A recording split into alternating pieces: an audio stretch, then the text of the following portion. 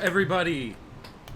It is Thursday again, and that means we're going back through Mask of the Phantasm's novelization. You'll have to excuse if the fan sounds too loud. There are wildfires going on in the West Coast now, and air quality is crap. And so we have to have our windows closed, and something I learned a couple years ago when I moved out here to Seattle, air conditioning is apparently a luxury here. So this fan is the only source of keeping myself chilled a little bit right now. I am sweating balls, and you're just gonna have to deal with the noise. I apologize. I try to turn it down. Usually, just to be a little bit more accessible, but I feel like today is a fine day to keep it up. Hello, Tron, that new B-Tech. Yeah, I love, retelling the same story over and over again and then slapping my name on it like I was the one who wrote it, because it's Thursday. Yes, so we're going to be going into, Bootleg Serial 324 is here, and that is great because I was worried that they weren't going to show up. So now that they've told me there's no need to worry, I'm a lot better. IB1025 is here. Hello there. I believe you were here the other night when we were testing our streaming stuff with the Patreon. I think that's where your name sounds familiar from. So I'm going to go ahead and hit the borrow for an hour on this. That way you all can read along with me if you would like to. We're going through, chapters 12 through 14 today. I'm trying to think. The last time we left off, chapter 11, was the end of the flashback where Beaumont has to get, him and Andrea out of the country because, everyone wants them dead. That's a little too far. That's past all of the chapters that we read today. Where are we? Up one more page. There we go. So this is where we are today. As per usual, I will be filling in our canonicity and timeline notes spreadsheet. For those of you who haven't been here with us before, essentially what that is for us taking notes. We have this spreadsheet set up that tells us, character appearances, locations that show up, objects that might be of specific interest or whatever, things that make it seem as though it's non-canon, etc., all the way down. You'll get used to it as I read along, because that's how we do things here. Is that a TED emoji? No, that's not a TED emoji. I tell people Mask of the Phantasm is my favorite Batman movie, but they look at me like I'm crazy. Well, did you say anything else in conjunction with that might have been crazy? Because if you did, I could understand it. But if you didn't, then maybe they're the crazy ones. But yeah, so let's go ahead. Let's hop into chapter 12. I'll go ahead. I'll blow it up for y'all. And then typically I take the notes in between chapters. When we were doing The Rise of Senzu, I didn't do it that way because those chapters were very long. But these chapters are a lot shorter, much more digestible. So let's just go ahead, jump in. We hid all over Europe, Andrea continued. Bruce winced with pain as he laid the old photo of Carl Beaumont and the gangsters on his desk. Eventually, we settled on the Mediterranean coast. Dad was able to parlay the money he'd embezzled into a fortune. Finally, he had enough to pay them back. Or so he thought. It would never be enough, Andrea said angrily. They wanted interest compounded in blood. He had to find another way. Bruce looked at her intently. The man in the costume. Your father? Andrea cast her eyes to the ground. He said he'd get them. Somehow, when I heard about Chucky Saul, well, I had to come back to find him, to stop him. Andrea reached for her purse and got up to leave. I'm sorry, Bruce, she said. That's twice I've come into your life and screwed it up. Bruce caught and held her arm tightly. She turned to face him, but couldn't look into his eyes. A single tear formed on her lower eyelid, and Bruce gently wiped it away. When Andrea looked sadly up at Bruce, the two embraced. The next morning, Bruce awoke to find Andrea sitting on the porch, looking over the Wayne estate. She seemed especially beautiful out there, Bruce thought, her hair blowing in the breeze, sunlight splashing across her face. He stepped out on the porch and wrapped his arms around her. Andrea turned to face him. Can we make it work this time? She asked.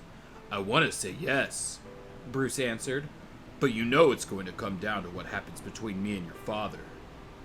Daddy doesn't matter anymore, Andrea said sadly. They held each other in silence. Later, Bruce saw Andrea off. She had to be back in Gotham for some meetings, but promised to return that evening. Bruce kissed her goodbye and smiled as she waved and drove off. Alfred appeared at the manor's front door as Bruce entered. It's good to see you and Miss Beaumont together again, he said, following Bruce inside. Might one ask what this bodes for your alter ego? Bruce's shoulders slumped as he entered Wayne Manor's study. I'm not sure, Alfred, he said. So much has changed. You still love each other? Alfred said, more a statement than a question. It's true, Bruce agreed. I love her. He raised his eyes to the portrait of his parents above the fireplace. Maybe, after this is settled, he mused. Maybe then. I'm sure they would have wanted you to be happy, sir, Alfred said. Bruce nodded in agreement as he sat down behind his desk to examine the photos scattered there. A photo of him and Andrea from 10 years before, a photo of his parents, so many memories, and among all the other photos was the one he'd taken from Valestra's house, the one of Carl Beaumont and his gangsters associates. 3 of the 4 partners pictured were dead. The 4th, Carl Beaumont, well, Bruce would soon be meeting up with him. And then there was the tall man with the sharp features in the background behind Sal Valestra. Bruce knew he had been Valestra's personal bodyguard, but why did he look so familiar? Is something wrong? Alfred asked as he watched Bruce stare intently at the photograph. Maybe, Bruce murmured. He reached over to a cup filled with colored pencils and picked out a red one. He drew an upper lip on the tall man and frowned. Then he drew another line, a lower lip. Together, the 2 lines formed a grotesquely large, blood red mouth over the face of the tall man. Oh no! Bruce exclaimed in horror as he gazed at the doctored photograph. The tall man was the Joker. You're telling me there were 4 precincts on Batman's heels and he still got away? Councilman Reeves shouted into the telephone in his City Hall office the next day. The officer on the other end of the line tried to explain. There was so much confusion. The explosion, the sawhorse decoy, the chase through the alley, but Reeves wasn't hearing any of it. He slammed the receiver down angrily. Unbelievable! He muttered to himself as he stared down at his desk. Tisk tisk, a sly, hysterical voice said from behind. And to think our tax money goes to pay those jerks!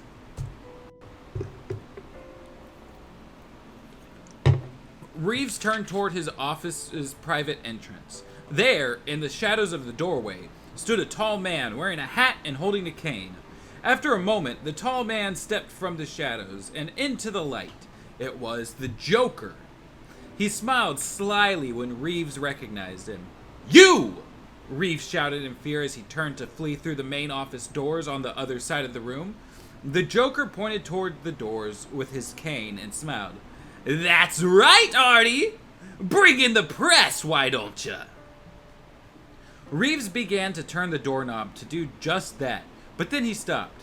Sure, the Joker giggled. What a photo opportunity! The councilman and his wacky friend! Reeves took a deep breath and turned to face the Joker. You're no friend of mine, he declared. The Joker's smile faded as though he'd been insulted. Oh, Artie, he said sadly. I'm crushed! How the high and mighty forget! Reeves looked at him curiously. What was this maniac talking about? He wondered, but when the Joker opened his blood-red lips to speak again, the councilman knew exactly what it was. Don't you remember? The Joker pleaded as he walked behind Reeves' desk and plopped down in his chair. You, me, Sally, and the gang? I never met them or you, Reeves insisted as he watched the Joker lift a letter opener off the desk and begin balancing it on his fingertips. Oh, but you knew about it afterward, the Joker sneered, and put it to good use, eh? Reeves bowed his head.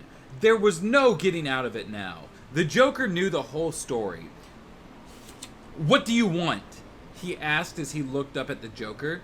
To find out who iced the old gang! The Joker screamed as he stabbed the letter opener into the desk. Reeves quivered as he tried to calm the Joker down. Haven't you read the papers? He said. It's Batman! The Joker opened his hand to reveal a joy buzzer strapped to his palm. He pressed the button and wagged his finger at Reeves. Wrong! It ain't the Bat! Nope, nope, nope! He insisted, shaking his head furiously. I seen the guy! He looks more like the ghost of Christmas past! Nowhere near as cute as Bat-Boy. Reeves couldn't believe it. He'd been absolutely sure. But how could he trust the word of a crazy man like the Joker? You're saying it's someone else? He asked. Yeah, the Joker answered. Someone who wouldn't mind seeing our old pals out of the way, maybe. Or, let's see, his eyes suddenly widened with terror. Me too! An evil smile rose to the Joker's lips as he watched Arthur Reeves' discomfort grow. That's when I thought about you, Arthur, the Joker said. An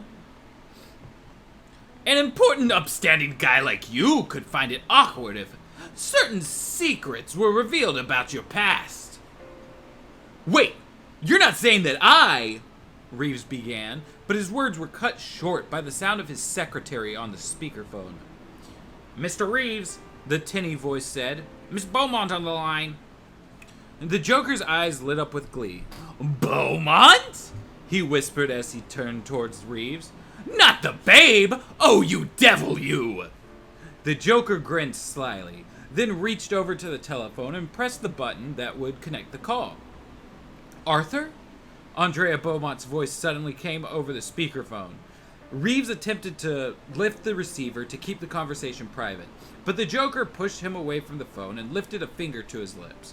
This was one conversation he wanted to hear.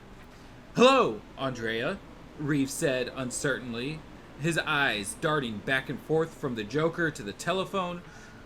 We're still on for lunch, right? I'm sorry, Andrea replied. I got hung up. I'll explain everything tonight, okay? Reeves looked at the Joker. What did he want him to say? The Joker nodded. All right, Reeves said. I'll see you then. At the instant Reeves completed his sentence, the Joker leaped toward the phone and clicked it off. Then he turned angrily toward Reeves and grabbed him by the collar. Now ain't that a coinky-dink? The Joker said menacingly. We're talking about the old man and his daughter just happens to call. Reeves backed away from the Joker, but the madman kept coming closer and closer until the councilman had no place to turn. Makes you want to laugh, doesn't it, Artie? The Joker sneered as a jet of green gas hissed from his joy buzzer into Reeves' face. Yes, Arthur Reeves thought when his mouth began to tighten into a huge and terrible grin. It does indeed. Alright, so let's see. What do we got going on in this chapter? There was a couple references of time. Let's see. We got, for locations, we got mention of the Mediterranean coast, right? I don't know if I'm spelling that correctly, but that's okay.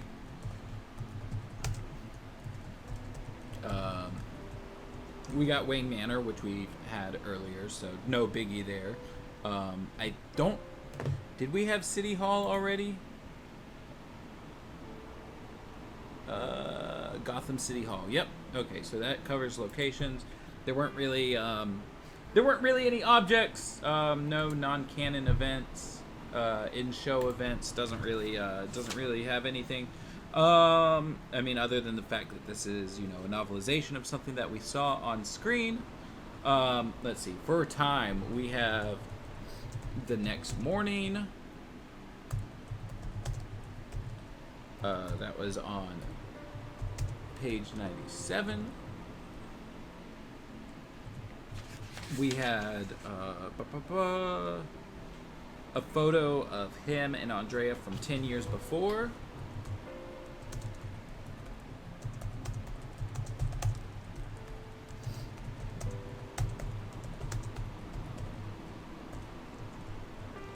And that was on page 98.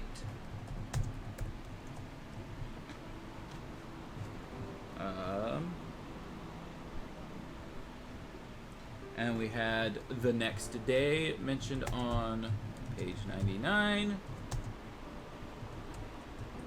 Although I will say that I'm pretty sure that the page 97 and page 99 next morning, next day are the same day. Let me insert some more rows because we still got more chapters to go.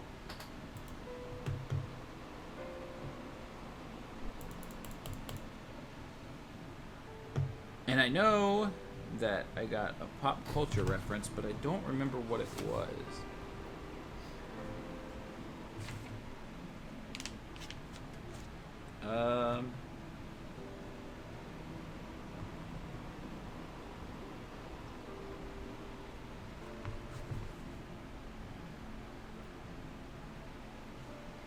Ghost of Christmas Past is mentioned.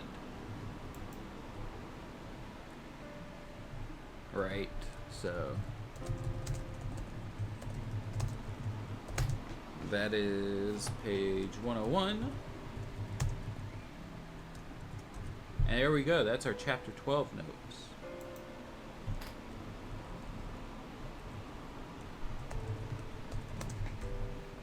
Now I gotta see what y'all got going on in the chat.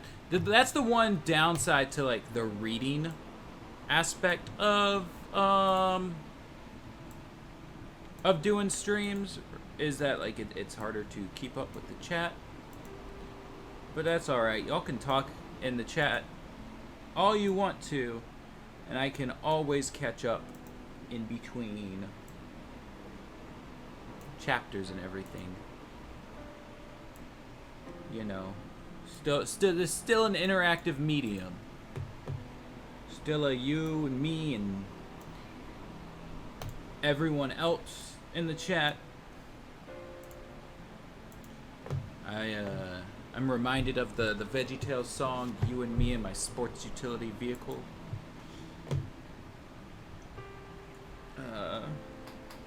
I see you trimmed the beard. Yes, I trimmed the beard, but I did not trim the mustache. I think we were talking about that right before our interview the other day. Like both the protagonist and antagonist of this book are embezzling money. To me, the best is Return of the Joker, but Mask of the Phantasm also is great. Yeah, I mean, I think Mask of the Phantasm would be my favorite over Return of the Joker if it wasn't for the fact that like Andrea being the Phantasm still doesn't make sense because the Phantasm was in Gotham before she got into Gotham. So like, what, did she leave and come back? Like, it's kind of a nonsense thing. And I know that like, as far as the movie goes, it's to set up a red herring, but like, come on, y'all gotta be able to like have some logic going on. Let me. Uh-oh. I hope... I didn't drop out there, did I? I accidentally hit the button on top of my computer. I was trying to set it up more straight. Obviously, the best Batman movie is Lego DC Comics Batman Beleaguered. Exactly. Hello? Hello, Slendy Tubies Fan 3. I'm not sure. How is hello a question? I really tried, but the only thing of Lego Batman that I ever appreciated is the PlayStation 2 video game. Can you guys share all these documents with us followers once finished? It would be a great source of research. So what the plan is, more or less, is to the Watchtower database essentially started off. The idea was to have a bigger, more inclusive, like DCAU all-encompassing encyclopedia than the DCAU wiki, or even the DC wiki, as far as what it says is DCAU and whatnot. And we have been working on that in the background for these 5 years, and according to James, apparently longer. I'm not sure when we're going to release it. I keep saying that done is better than perfect, and we can update things along the way, but James wants to have some kind of quality control. So he's not allowing me to just draw the web pages, scan them in, and then have my little bad stick figures as the final product. I think it's a missed opportunity. I think maybe we should do that, because everyone wants to see me draw an entire encyclopedia page on the history of Batman, but to each their own. But into chapter 13. The doctors at Gotham City General had never seen a case like this before. Although it was obvious to them that Councilman Arthur Reeves had gotten a dose of the Joker's laugh gas, they'd never seen such a severe case. Moments earlier, Reeves had been carried into the emergency room, kicking and laughing uncontrollably. Now, despite all efforts to knock Reeves out, he was still hysterical, tears of laughter streaming down his face. Councilman... He thinks you're involved, Batman's temper flared. Why? He shouted angrily. Reeves fought the impulse to laugh and, slowly halting, managed to speak. I don't know! He began, and then he started laughing again. Batman had had enough. He grabbed Reeves by the hospital gown and yanked him forward. That's not the answer I want, he said sternly. He meant business. In response, Reeves' smile disappeared. Beaumont needed me to help him and his kid get out of town, he admitted. He kept in touch while they hid in Europe. When was the last time you spoke to him? Reeves ran his hand through his hair as he fought the returning giggles. Years ago, he tittered, right before he'd refused to lend me money for my campaign. Saul and his pals said all they wanted was their money back, so I told them where Beaumont was hiding. Then, unable to control himself any longer, Reeves burst into hysterical laughter. Batman had learned all he needed to know. As much as Batman wanted to punish Reeves, he could see that the corrupt councilman was already paying the price for his treachery. As Reeves twisted and turned in his bed, Batman opened the window and leaped off into the night. Moments later, Batman dropped onto Andrea Beaumont's hotel room terrace. He peered through the window to make sure no one was home before entering. Once inside, he walked across the room to the clothes closet and opened it. Inside, Andrea Beaumont's clothes hung neatly on a rack, her shoes laid out in pairs on the floor. Nothing was amiss. Something Reeves had admitted made Batman think he would find something else here. But now he realized that he was too late. As he turned to leave, his eyes caught a glint of metal on a nearby bureau. As Batman approached, he saw that it was a gold locket with a heart design on its face. Batman lifted the locket and depressed a button to open it. Inside was a photograph, taken 10 years before, of a younger Bruce and Andrea. A picture taken in happier times, Batman thought as he clutched the locket in his hand a moment before placing it back on the bureau.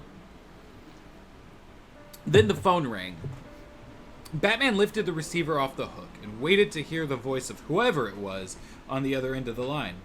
Hello? Anybody home? The Joker asked. Listen, Boopsy, even though you never call and never write, I still got a soft spot for you. So I'm sending you a few gifts. Airmail. Oh, by the way, the Joker added, I wouldn't recommend jumping out of the window this time. Ta-ta, toots! The window, Batman thought. He looked toward it to see a miniature autogyro heading directly towards the hotel room. He remembered the tiny autogyros from Gotham's World's Fair of a decade before, how they playfully buzzed over Bruce's and Andrea's heads during some of their best moments together.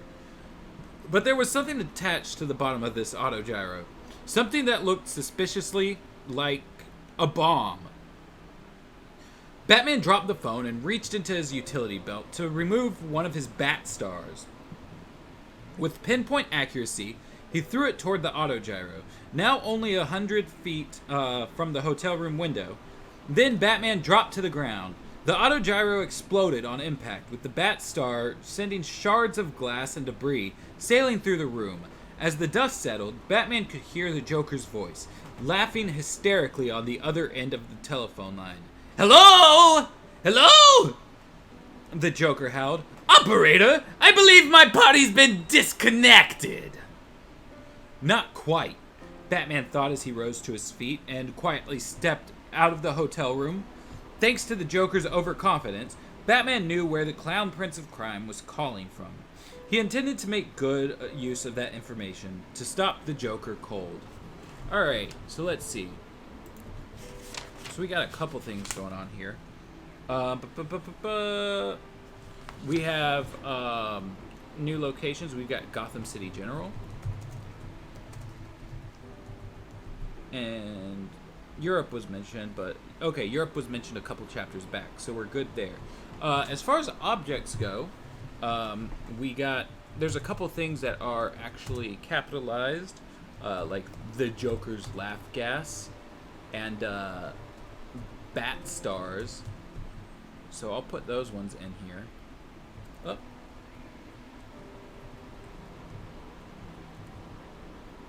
And then, you know what? I'll put in the World's Fair autogyros. Why not?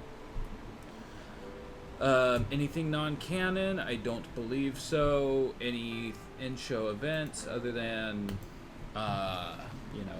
it being a novelization? I don't believe so. Let's see. Mentions of time. We had 5 minutes later on page 106.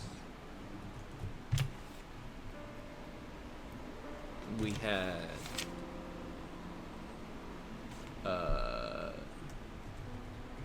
Reeves and Beaumont haven't spoken for years. It's interesting to me that, like, they've got this whole thing set here where he's just like, it was before he refused to lend money for his campaign, right?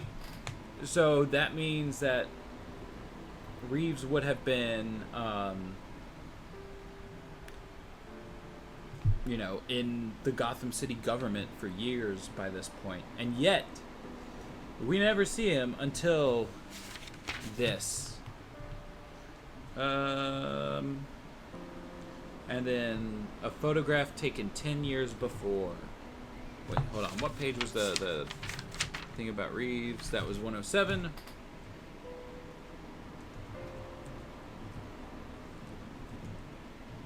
And then a photograph taken 10 years before. That's page 108. And then Joker says boopsie. And that's capitalized, making me think that, like, maybe it's some kind of reference to something.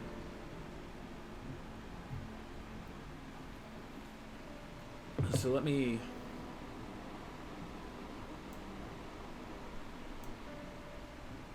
just term of endearment between males and females, implying the two have some form of attraction between them.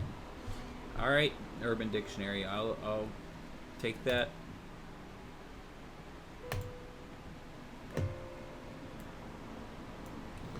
Admittedly, it's not too difficult. Oh, did we drop the stream at some point? Because I'm seeing a welcome to the chat room there. If we drop the stream, whoopsie doopsie. I don't know why my computer does that sometimes, but it does. Probably just because it's not, the most high-tech computer. Admittedly, it's not too difficult to outcompete the DC Wiki. I swear, like a third of the pages on that site are completely blank. Yeah, I mean, for sure. I was talking more or less about like the DCAU aspect of it, right? Like how, at least on the DC Wiki, they count stuff as DCAU that like the DCAU Wiki does not. Like the comics and whatnot.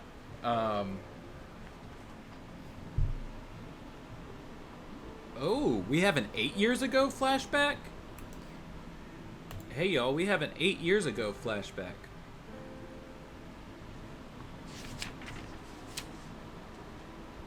Oh, is this when Beaumont dies? Okay, sweet. So now we know that there's a 2-year gap between Andrea leaving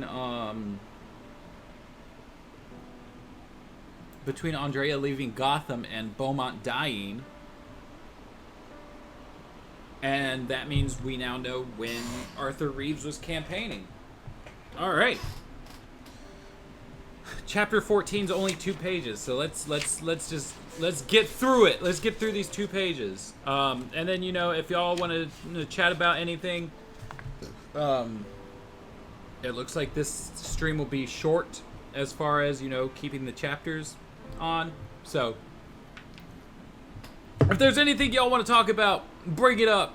We could talk about the new Batman Adventures Continue for a second. We could, just talk about life in general. Oh, you know what? I actually,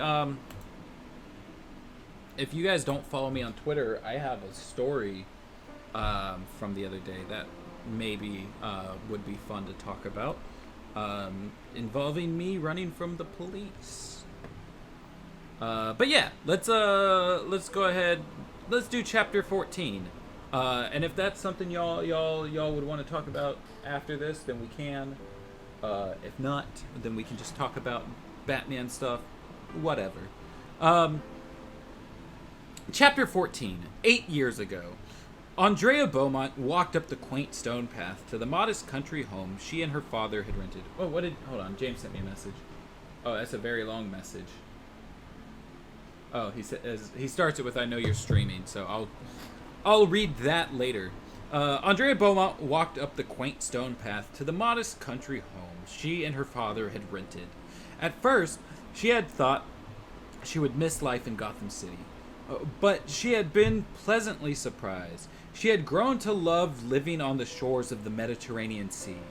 Life was so simple here. No parties to throw, no meetings to take. Everything moved so slowly here.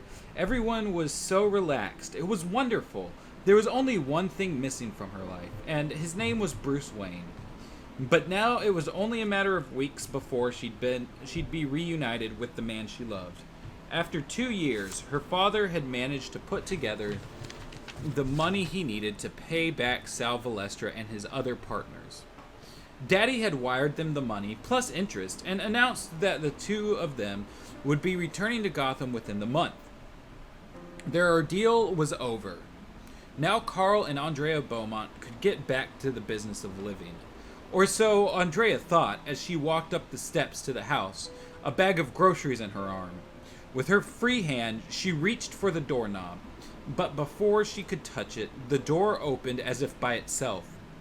And on the other side of the door, on his way out, was the tall man. Andrea jumped back, startled by this face from the past. The bag of groceries falling from her hand. The tall man smiled as he stepped toward Andrea.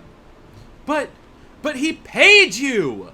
Andrea cried out as the tall man, without saying a word, walked past her. She watched him for a moment, as he descended the stairs, stopping to pick up an apple that had rolled out of Andrea's grocery bag. Andrea turned away as the tall man looked up at her and smiled, the terror inside her growing. He had found them. After all this time, what did it mean? What could he have done to... Andrea gasped. "Dad!" she shouted as she ran inside the house and opened the door to her father's study. Outside, the tall man crunched on his apple as Andrea Beaumont wept. Alright. And that's the end of chapter 14. Oh, that's the wrong document. I almost showed you guys another timeline I've been working on. I've been trying to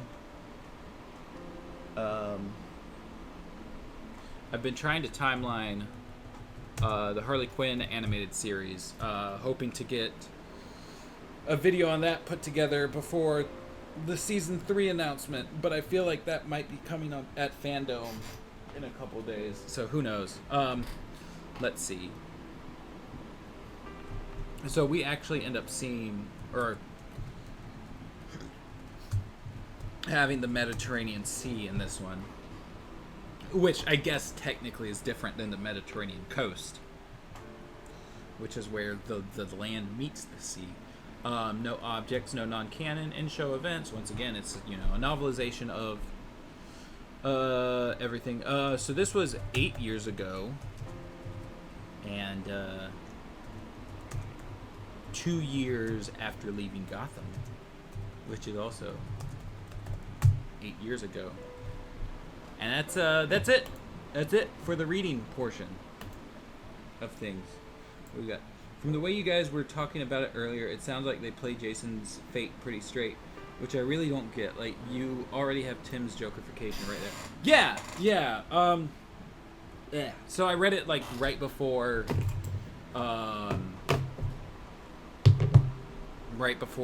coming on stream. Essentially, it's the same thing. Crowbar and explosion and everything. He's not able to find Jason's body in the explosion. Yada yada yada yada. Goes back and keeps looking for months. There was one thing. They actually went and acknowledged the similarities between Timm and Jason in this world.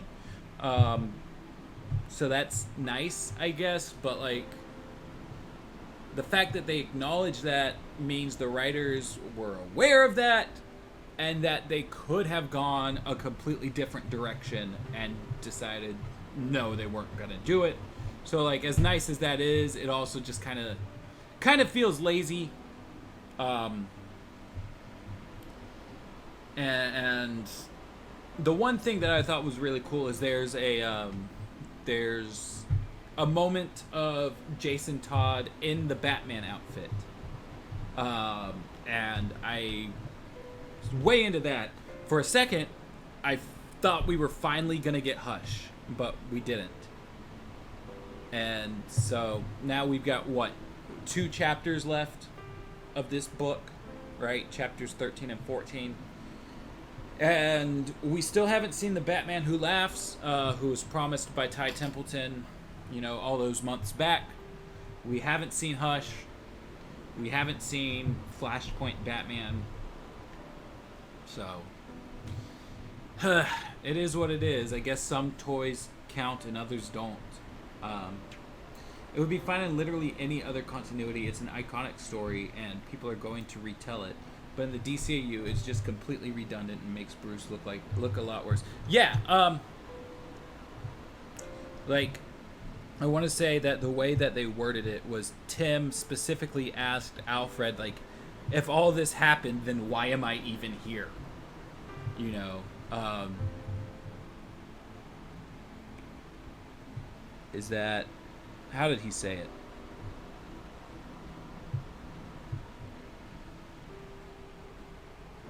Yeah, he just said, he says, thanks for telling me. That answers a lot of questions about, you know, how he is sometimes. Though now I have to ask, why am I here? And Alfred literally says, "I'm not sure and gets cut off, right? And it's just like, why is this happening? Why is this happening? Why is this comic here? But, you know, it is what it is. Maybe the last 2 chapters will do some kind of big old switcheroo that makes it all worthwhile, but it sucks kind of like thinking about where we were at the start of this comic to where we are now, because like I'm sure those of you who are here probably remember that, like, whenever the first couple, like, we were really excited about it. We were doing a bunch of like preliminary videos on it, like, you know, reading lists, what to expect, like, here's the news on it, and in the first couple reviews, like, James was saying how, you know, how excited he was for it, specifically, and like people in the comments were just like, it's just a toy line tie-in, blah blah blah, it's going to be bad. And we rebutted that with like, no, it's Paul Dini and Alan Burnett. What do you mean? Like, and Ty Templeton. It's going to be good. And then things have just flipped since there, and it sucks. Not necessarily that the comic sucks, like, it would be fine as its own separate entity, as, you know, you were saying, Danny, but it's just, man, I do not, I don't know why they felt this needed to be done. I remember the initial hype around it. I think Nora's death was the killing blow, though. Right, like, so I'm working on, like I just said, I'm working on the Harley timeline as well. And I just rewatched the Mr. Freeze and Nora episode. And another thing that I'm working on is like as an extension of the Lost Batman the Animated Series episodes series we've been doing, is a what could have been if Batman Adventures Volume 2 didn't get canceled. And something that one of the writers said in that, in my research for that, it really struck me, was that we understand Freeze's motivation is that he wants to save his wife.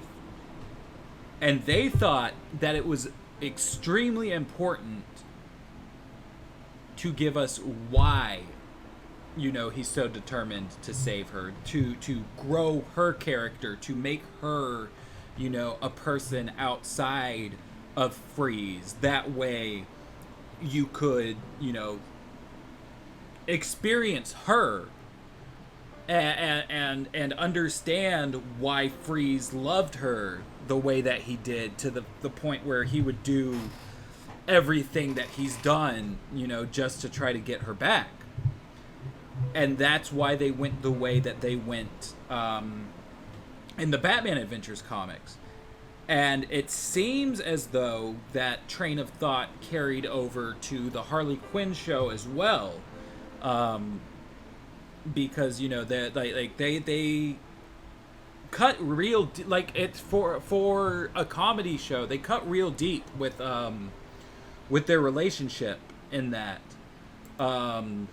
To the point where Freeze literally, you know, gives up his own life to bring her back.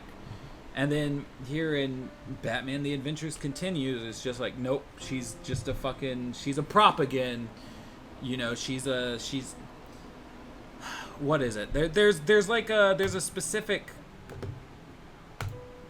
like media theory where it's you could replace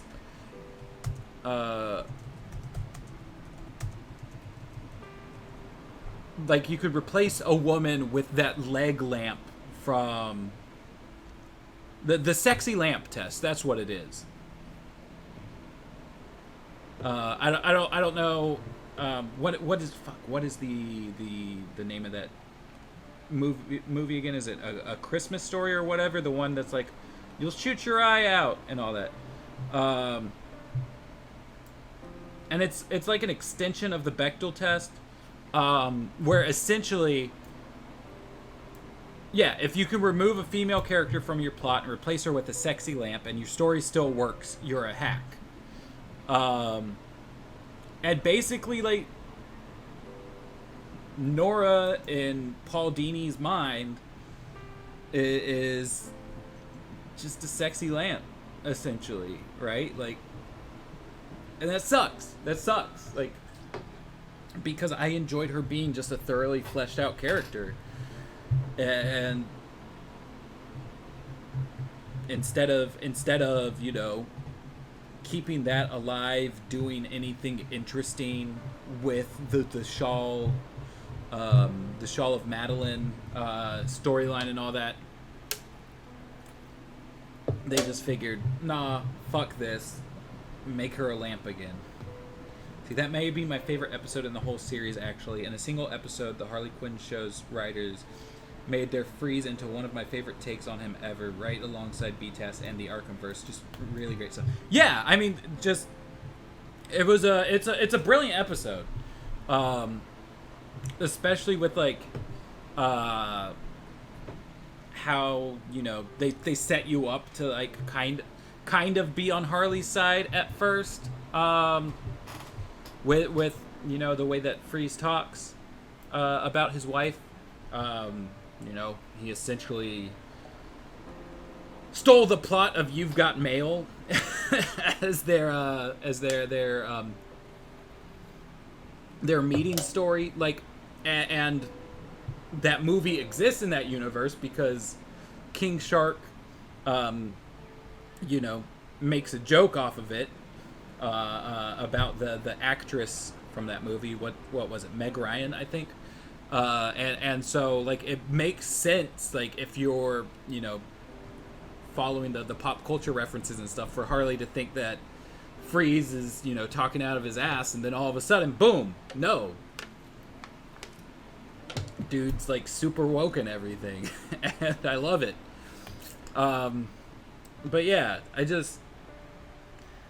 this comic's just been a disservice to, you know, the DC animated continuity that's been built up over the years, and it sucks. Like,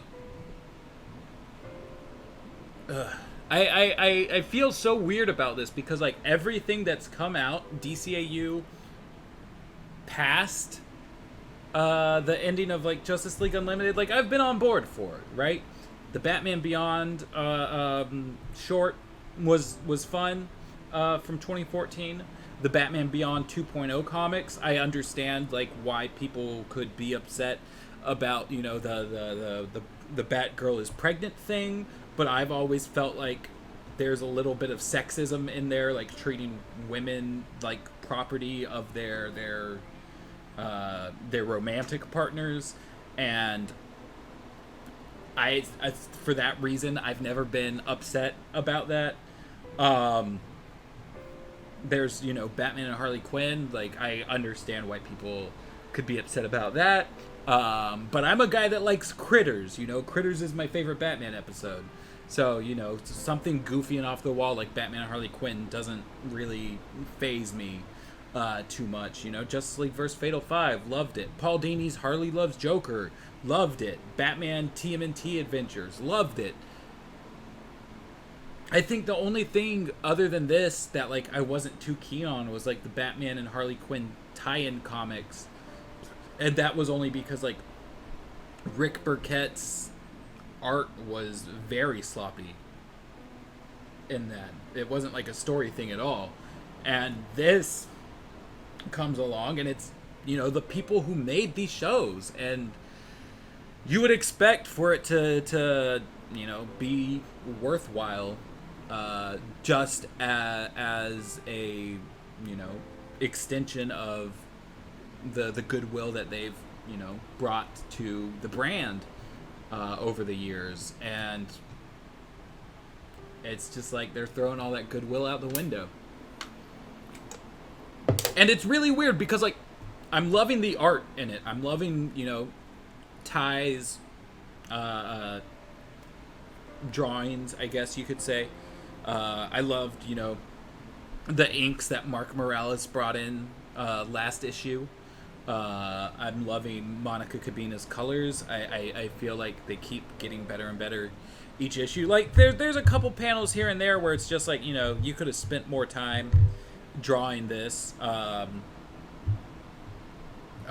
trying to think of like something off the top of my head, like just where it's like a little bit zoomed out and the details on a specific character just look like they were just kind of not dealt with. But there are so many panels in here that like they look so iconic, and had they been in a better story, like it would have been so like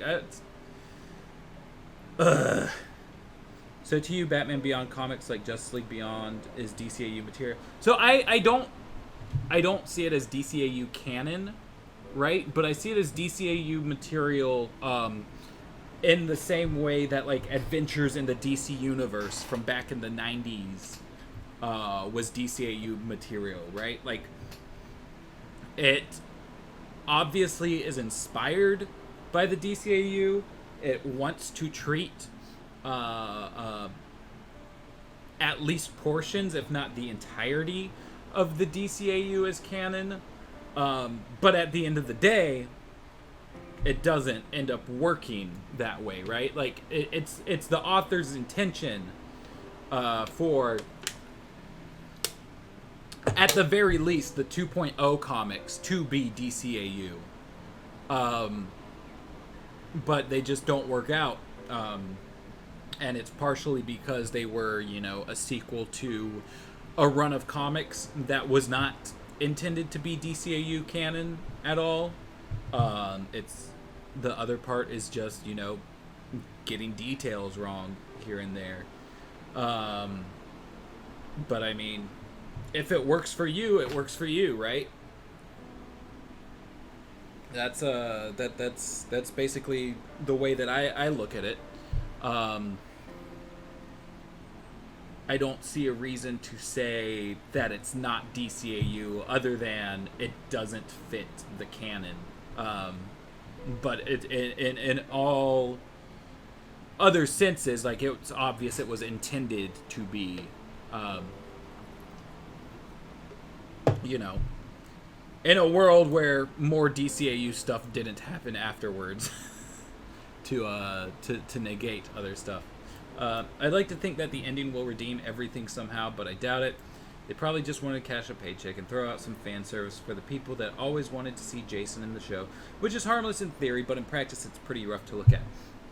Yeah, I mean that's basically where I am. Like I don't see how, you know, with 2 digital chapters left, literally 1 issue of the comic left, I don't see a way to wrap it in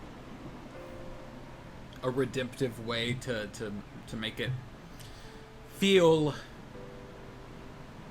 better overall, I guess. And it's weird to call it fan service because, like, yeah, it is, like, in most senses of the words, fan service. And yet, the people who are the DCAU Uber fans are the ones who are the most upset by the twists and turns in it, you know? So it's like, it's fan service, but it's also not. But yeah, I just,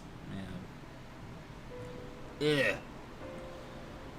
But yeah, I guess that's mostly all, that I've got to say on that for right now. I probably need to send James and Ted my notes on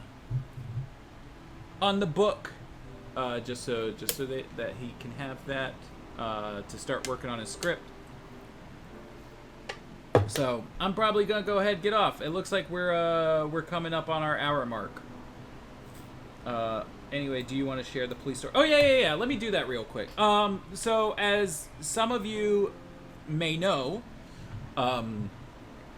there are, police protests going on consistently all over the country, and Seattle is one of the places that's getting, some of the biggest protests and most sustained protests, partially because of the fact that we are a big city, but also partially because our police department has been under federal investigation for like a decade now because of the way that they handle things, the excessive force that they use, and so on Labor Day, a rally was put together to march from the transit station in the International District down to the Seattle Police Officers Guild building, which is essentially their union headquarters, more or less. And so, we went with that march. It was maybe like a mile and a half march. And literally, almost as soon as we get there, like we're there for all of 2 minutes. People are just, drawing with sidewalk chalk all over the pavement and everything. I think there was talk about like hanging up a blanket on the fence with something painted on it. But once we get there, Big and Rich's Save a Horse, Ride a Cowboy starts playing, like within maybe 20-30 seconds of us arriving. And I thought, from my point of view, I was like, oh, this is somebody from the protest has a loudspeaker and they're trying to have a lively mood. Like, okay, sure, fine. Like, I was raised in Georgia. I like country music to a degree from the era that I was growing up. Like, hell yeah, Save a Horse, Ride a Cowboy, let's go. And I'm sitting there just kind of vibing in the middle of this crowd, and all of a sudden, out of nowhere, we're not even there for a full 2 minutes, just a plethora of bike cops just like bust their way into the crowd, and like they're trying to disrupt absolutely everything they can. And then you look to your left down the road, and you look to your right down the road, and there are just squad cars, completely blocking off, both sides of the road. Apparently, 22 people were arrested out of our crowd, and like the cops ended up chasing us around downtown Seattle for like 2 hours. They pushed our group like 3 miles around, and like would not they were saying on social media that they had like put out dispersal orders or whatever, like multiple dispersal orders that were ignored, but they would not let us like go anywhere other than the specific way that they were trying to push us. And it was fucking terrifying. They were flashbanging and pepper spraying and tear gassing the whole way through. Like literally, we were walking past like non-protester pedestrians who were walking with their families, right? Their small children in strollers and having to hold their hands, walking down the streets, and they're just throwing flashbangs and all of these tear-inducing chemicals into the air, and the horror on these children's faces was like just fucking surreal to watch. And it's just like, not literally, like we were there for all of 2 minutes, nothing happened, and they just like it was an ambush. They tried to hold on, so let me see if I can find it real quick. They tried to cover themselves by saying that they found a box of Molotov cocktails after everybody left. And I can confirm that this box exists. Just based on the fact that the guy that was carrying it walked past me multiple times, and I could smell the gasoline from it. Where is there...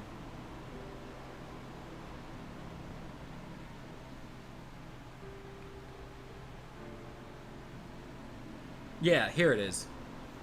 Oh.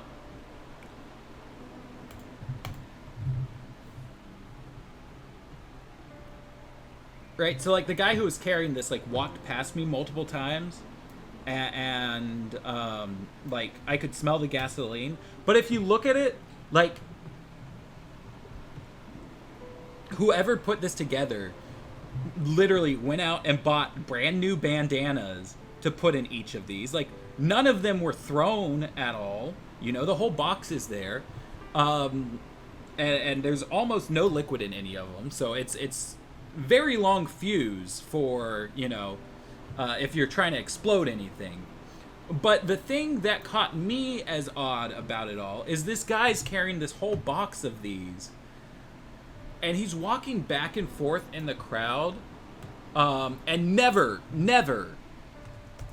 talks to anybody at all. And it's just like, okay, well, hold on a second. You've got an entire box of Molotov cocktails. You don't know anybody who's here. You're not talking to anybody. Like, are you planning to throw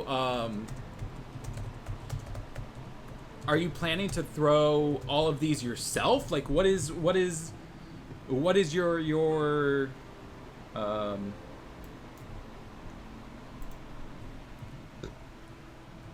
what is your angle here? And come to find out, hold on, it might be easier for me to just get where I sent the link. Come to find out, the guy was most likely a plant by the police so that they could, you know, act as if they had the moral high ground afterwards. There's the way that these things go down is there are typically live streamers in the crowds, and a couple of the live streams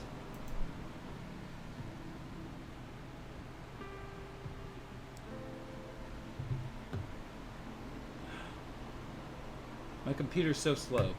A couple of the live streams caught the guy,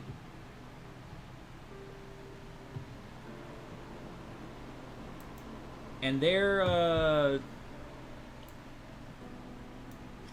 images and videos of him like behind the police line after the fact. Glad you're okay though. I don't understand how anyone can defend the cop. Right, like the only way I can you know come up with it is not paying attention and or you know just general cognitive dissonance, right? Like you've believed a thing for so long and so much of your identity hangs on it. Oh shoot, they deleted the tweet. They deleted the tweet that had the plant. But yeah, like there were images, and there's probably another place to find it, but I don't know, you know, what specific keywords to look up. But a lot of what I assume is just it's cognitive dissonance. You know, so much of the way you view the world is already based around, you know, the police have to be good. It has to just be a few bad apples.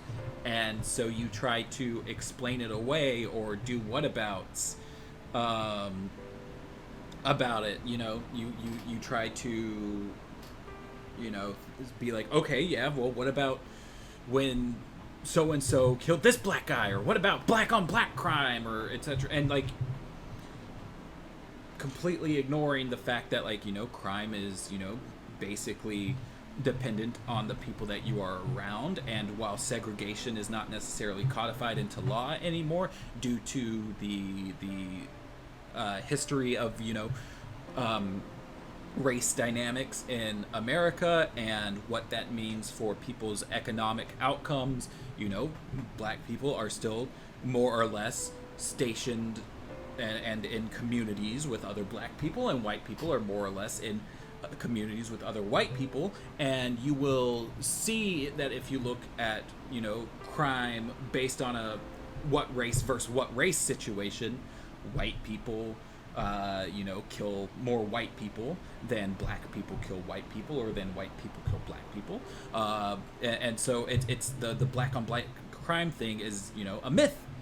And a myth that people have to cling on to and not look any further into it, just to be able to, you know, do their whataboutisms and feel comfortable still with the way that they perceive the world. But yeah, it's a whole thing. There is a fruit fly that just flew past my head. But yeah. So that was an interesting thing.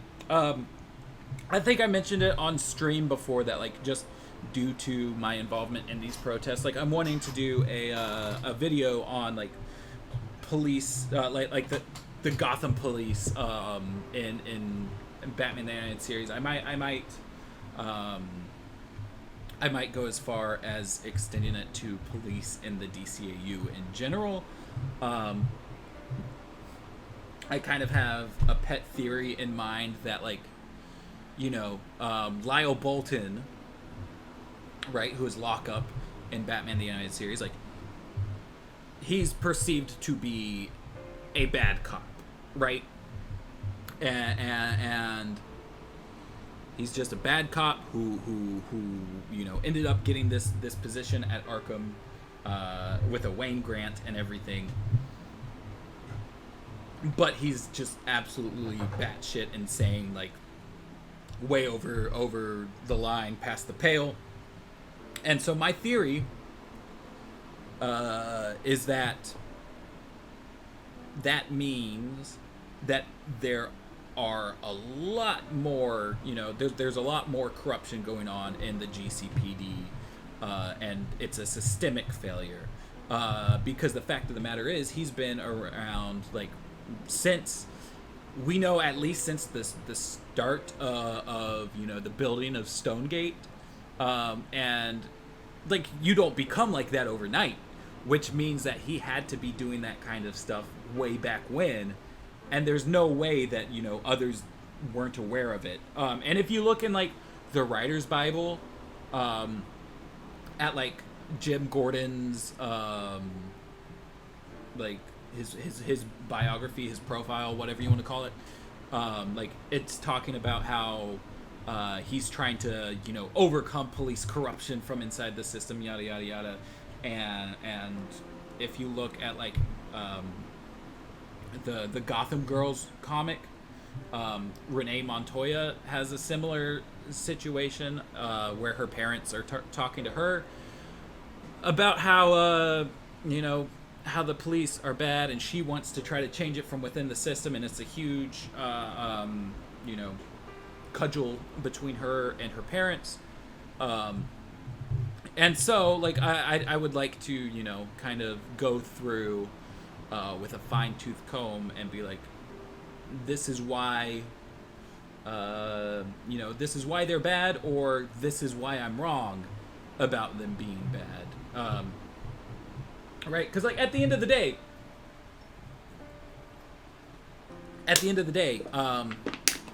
you know, it's a systemic issue, right? It's about the thing as a whole rather than the individuals who are, you know, part of it. You know, you can have good people within the policing, whatever you want to call it, sector. Let's call it the police sector. I'm blanking on the correct word. You can have good people in there who think they're doing good, but when the system as a whole is built in a way where, you know, we're over 100 days into these everyday protests, at this point, and we're seeing every day, just brutality on, people who are fighting for human rights. You can be a good person and think you're doing good, but that doesn't track with reality, I guess, is what I'm trying to say. Speaking of Lyle, if you want to feel uncomfortable, read any TV tropes page that discusses him. There's one paragraph about how he's awful, and then quadruple that for justifying his shitty actions. Oh, Jesus Christ. Yeah, gotta love, the wiki aspect of the internet. But yeah, with all that being said, I'm gonna go ahead, I'm gonna hop off for the day, try to get some work done. I will see you all next week and or in the Discord and Twitter, wherever. You can find me on Twitter at Matty Washburn. You can find me on Instagram at Executive Producer Dick Wolf. Because as much as I dislike cops, I do like Law and Order SVU. You can find me on Discord, in the DCAU Watchtower Discord. I will be those places. But y'all take care. Have a lovely rest of your day, and I will see you on... Wait, we're not...